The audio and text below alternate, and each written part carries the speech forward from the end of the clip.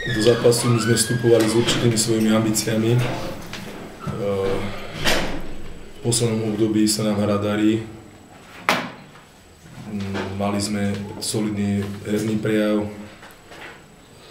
Vyhrali sme u supera vonku, zdolali sme veľkým rozdielom, gólovým rozdielom, aj keď ten samotný priebeh toho zápasu bol veľký rozdiel gólový, avšak v tom závere nebol taký vysoký s našim priamym konkurentom o play-off. Domáci zápas s Banskou Bystricou a hovorím, išli sme sa s tými svojimi ambíciami, kde sme chceli potvrdiť tú vstupajúcu našu formu. Ja si myslím, že v tomto našom zápase obojstrannom sme veľmi disciplinovaní, najmä v obranej činnosti alebo v obranej fáze sme vykrývali superové najmä spojky s tým, že sme sa zamerali na spoluprácu s vynikajúcim pivotom Jarkou Kočí.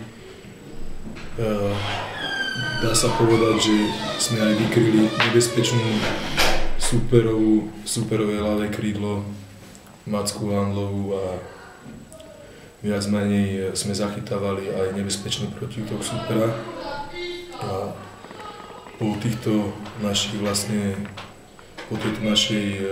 dominantnej, by som povedal, dominantnej činnosti, v tej najmä v obranej fáze sme dochádzali do kontier a sme mohli hrať našu tempo hádzanú.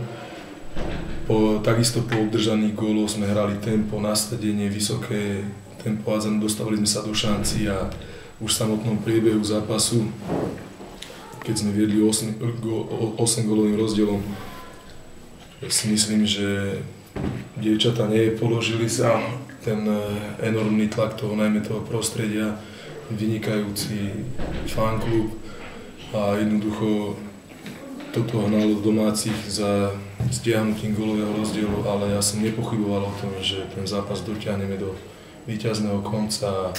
Si myslím, že za ten herný prejav, ktorý sme tu prezentovali, hlavne kolektívny prejav, kde nás veľmi dobre podržala brankárka Aďa Grantnerová, si myslím, že sme jednoznačne zaslúžene dominovali.